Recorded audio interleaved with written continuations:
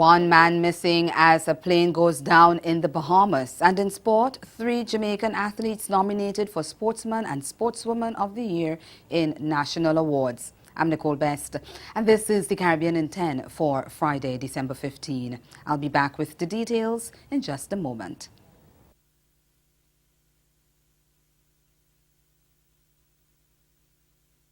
To help improve the region's education and human resources? You didn't? Well, the HID strategy, as it is called, will guide CARICOM in how it delivers quality education and training to the people of the region. The strategy has been crafted by a group of experts called the HRD Commission.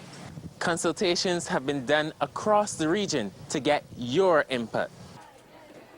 Do you know that none of us will be left behind? The HRD strategy is important to all of us, students, parents, and employers. It will prepare the region, especially the youth, for the 21st century economy and society. The HRD strategy, unlocking Caribbean human potential.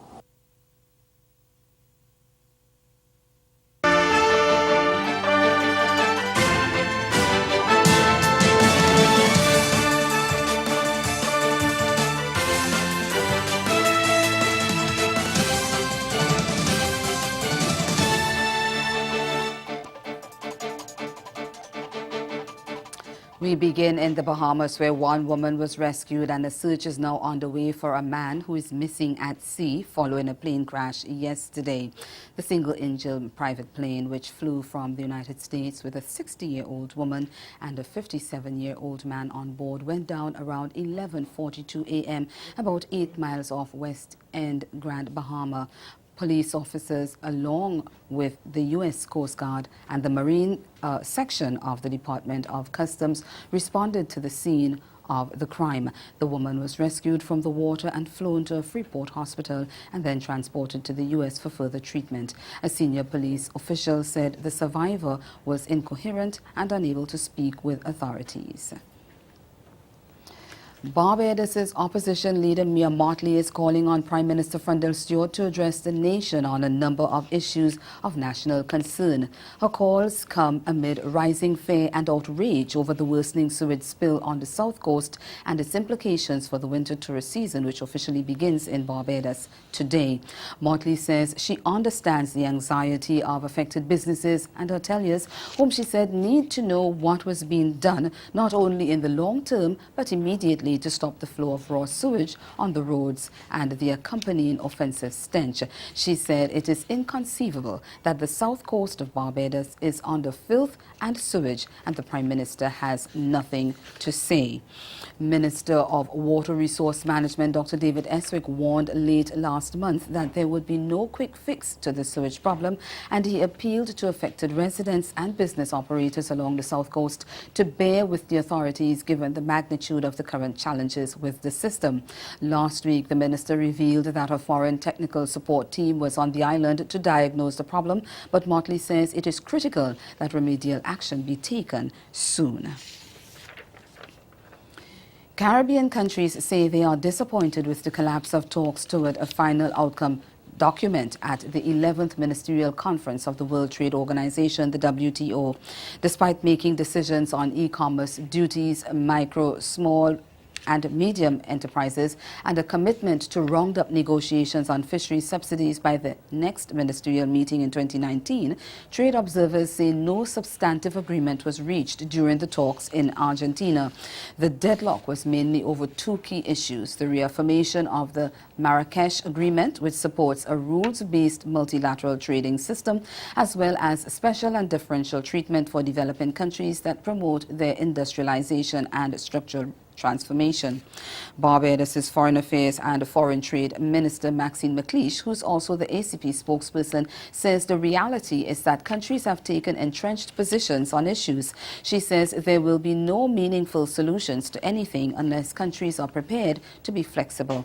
McLean says it appears that the core focus on multilateral trade rules seems to be taking a backseat to bilateral arrangements by some in the developed world, and it is detrimental for the developing countries in the ACP.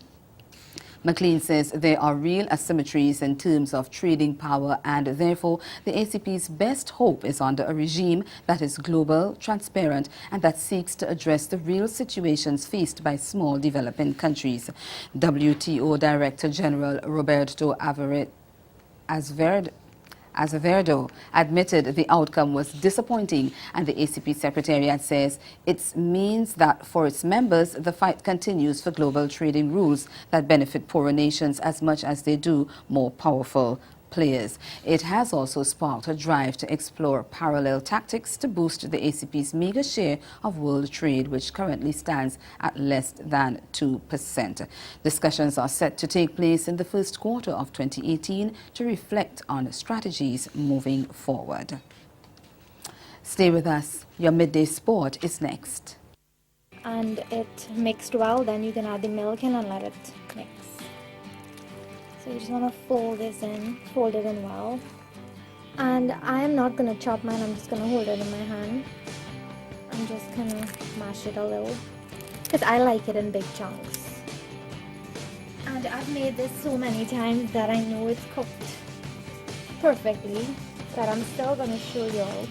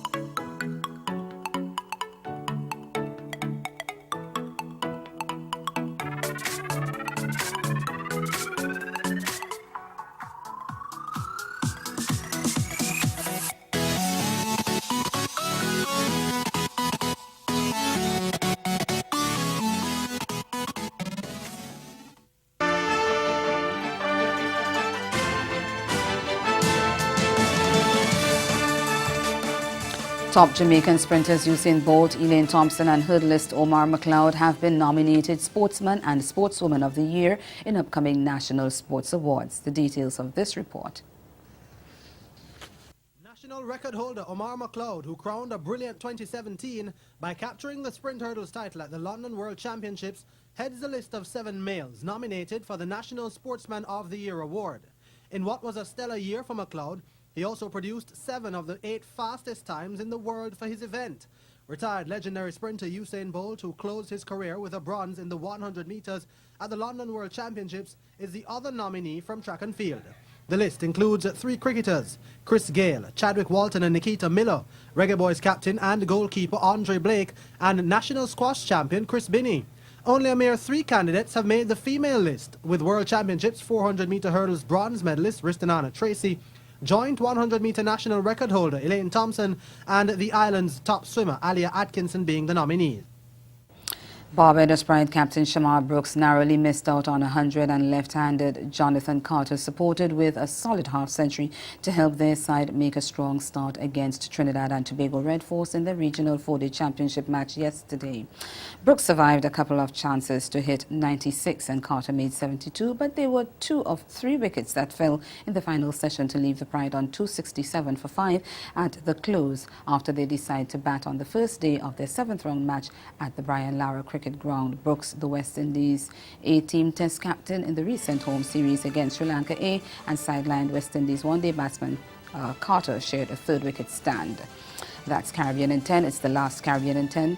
Have yourself a good afternoon.